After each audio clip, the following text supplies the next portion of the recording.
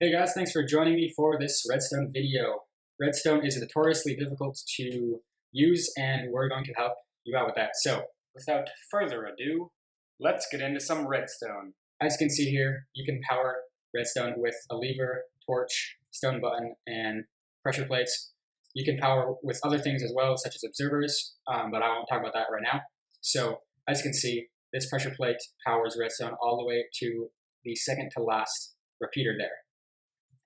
The same applies for a torch, a lever, and a button. So if you go over here, I will hit that again. You can see that it comes all the way to almost to the end, and it goes to the number 15 slot, and 16 and beyond is not powered. And so what we call this is signal strength. The signal strength is the distance redstone line can be powered. So at this block, it's got a signal strength of 15, which means it can travel 14 more blocks before it runs out of signal. Here it's 14, there it's 13, 12, 11, and as it gets further away from the source, which is the lever, it will have a lower signal strength or a lower power. If you use a repeater, you can extend the signal strength. So right here it's 15 again, 14, 13, 12, but you can reset it with a repeater. This repeater will then reset to 15 signal strength. So as you can see with the debug FNF3, this power is 12, goes into the repeater, comes out back as 15, 14, 13, goes all the way until the end, and then it runs out of juice. Alright, so now let's talk about hard powering and soft powering blocks. Any block that is hard powered can power any redstone component. A block that is soft powered can power any redstone component that is not redstone dust. And we will show you some examples in a second. So we have this lever here, and you can see that it's on because it's got red particles, and it's on top of this iron block. So this, as you can see where this lever is on top of the iron block, it is shown with orange stained glass to show that it is hard powered. So this block that the lever is contained in is hard powered, so you can see that if you place a redstone lamp next to it or on top of it, it turns on. Also, if you place a redstone lamp underneath the lever, it turns on as well.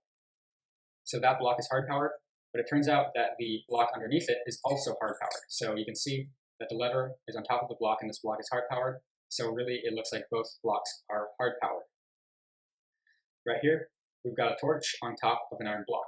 This torch hard powers levers in the same way. You can place a block next to it and they turn on if it's a redstone component. And underneath the torch, this iron block is represented as clear glass because it is not activated. So you can see this redstone component, the lamp, is underneath the torch, but it is not turned on because this redstone torch does not power the block that it is attached to, and in this case, it's the one underneath. As you can see, the torch can affect the block below it if it is attached to the side, and a torch cannot be put on the underside of a block. If you grab an opaque block, you can see that the only location that it hard powers is the block on top. And so no matter the location of the torch relative to the block or its orientation, it will only hard power an opaque block if the block is above it. As you can see, it does not power the block to the side. Additionally, torches will negate the redstone input.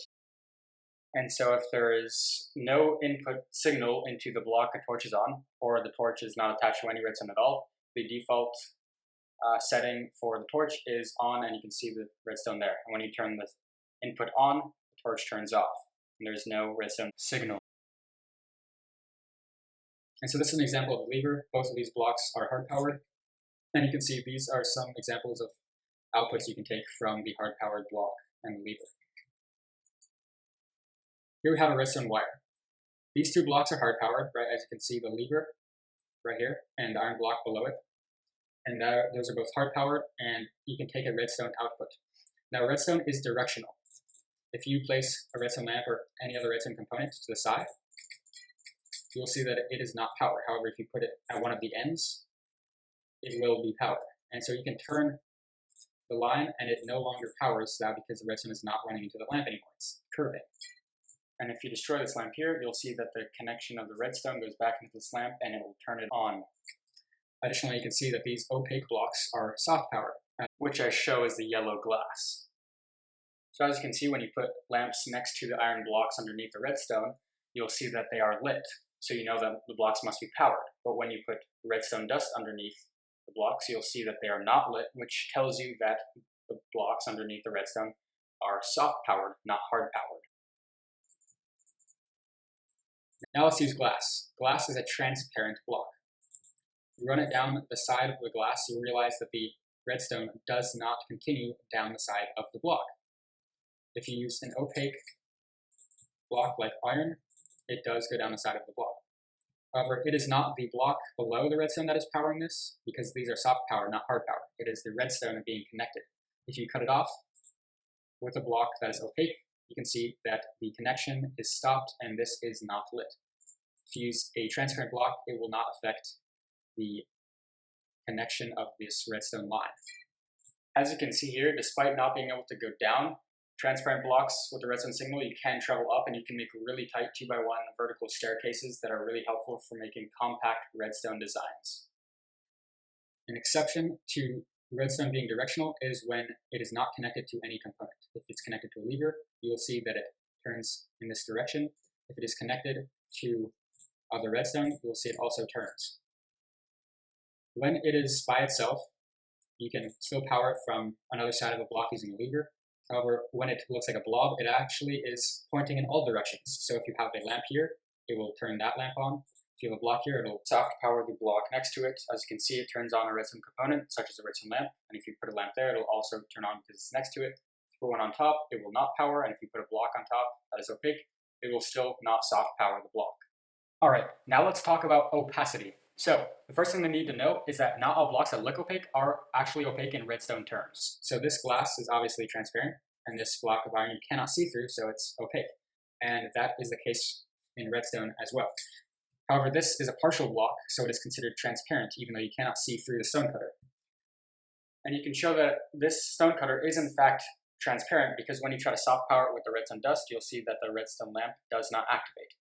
If you do it with glass, another transparent block, same deal occurs. With an iron block, it's opaque, so it does turn on. Alrighty then. Quiz time. Alright, so I've got a little bit of a redstone contraption, and you guys should try to guess what will happen and which lamps will turn on. I encourage you all to try this for yourselves. Pause it if you need to. After this, we've got some exciting stuff about pistons, but until then, I'm going to flick the lever. 3, 2, 1. Alright, so these two lamps turn on because this opaque block is being soft powered by the redstone here, and this opaque block next to the redstone lamp is being soft powered by this redstone dust here. Redstone repeater and redstone dust are directional in this case. They're going forward and back, not left and right, so this means that these redstone lamps right here are not powered. Additionally, this redstone dust is not powered because this block is soft powered, not hard powered.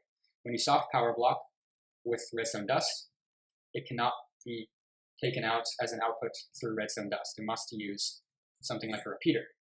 To power this block, you might instead hard power, which means this can take an output, and this then becomes lit. Alright, here is a tutorial on how to achieve world domination. First thing you gotta do is you've got to like this video.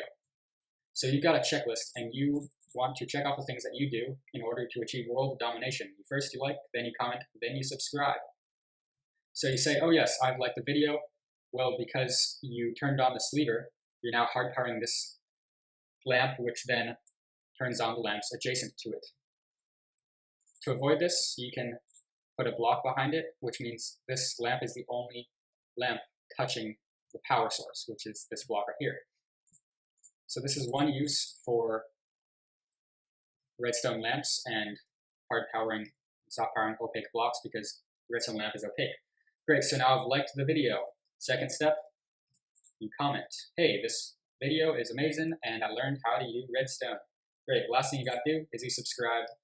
And now sit back and relax as you take over the world. Moving on swiftly from that, besides soft powering and hard powering blocks, you can also directly power or bug power blocks based on the location of the redstone signal. What I have here is the locations of where you can bug power and where you can directly power. Pistons are the only redstone components that can be bug powered. All other ones can only be powered directly from one of the 6 adjacent sides. Alright, we're back with the piston. If you only look at the directly powering locations, you'll see that the top face, where the head of the piston is not a suitable location for powering it, but the sides and underneath are suitable locations. When a piston is rotated, you'll see that its face is still not a suitable location for powering. However, the sides and also the back are suitable locations to turn it on using direct power.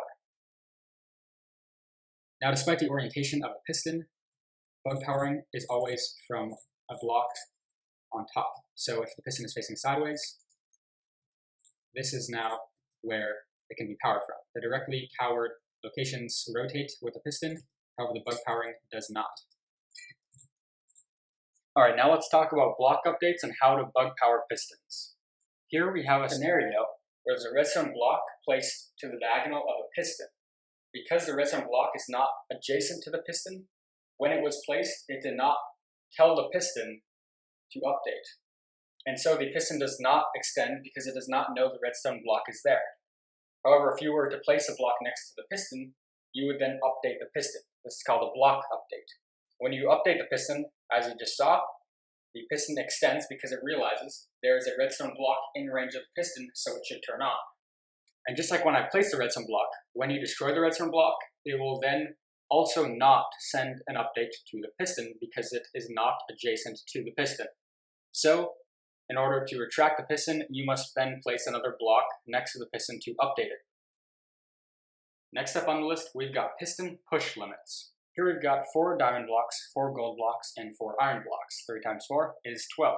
So now you hit the lever, the piston pushes all 12 blocks just fine. When you put a 13th block, it does not budge one bit. Okay, now when you have a piston that's extended in front of another piston and you try to extend the piston in the back, you'll see that it does not move. However, when you replace the piston in the front with a piston that is not extended, then you'll see that it does move and it counts as 1 block towards the push limit of 12. Alright, as I quickly set up here, I will explain ticks, and they are not the insects in Minecraft. It's a way of measuring time. So instead of seconds, they use ticks, and there are 2 types of these ticks. There's redstone ticks and there's game ticks. Redstone ticks are 0.1 or 1/10 of a second, and game ticks are 1/20th of a second. So there's 20 game ticks in 1 second, and there's 2 game ticks in 1 redstone tick. And right now we're just going to be dealing with redstone ticks.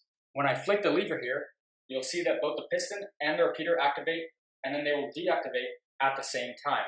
And that is because the repeater is set to 1 tick, and many redstone components like the piston, also observers, droppers, dispensers, redstone torches, etc., they all have a delay of 1 tick.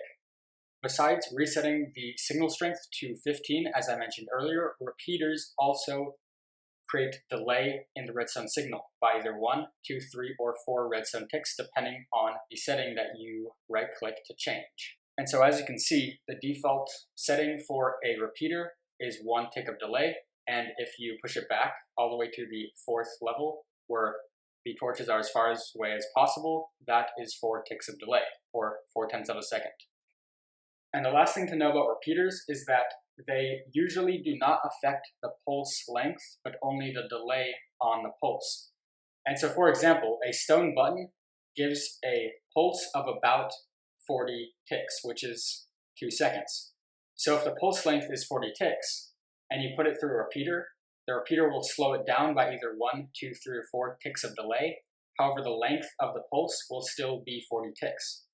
The pulse length is really just the amount of time that a redstone signal is powered before it is then depowered.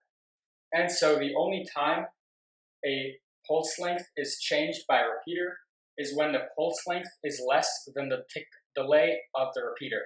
So if a 1 tick pulse or a 2 tick pulse goes through a repeater that is set to 4 ticks, the repeater set to 4 ticks will change the pulse length to 4 ticks when it comes out, because a pulse length cannot be shorter than the delay. Right, I hope that made sense.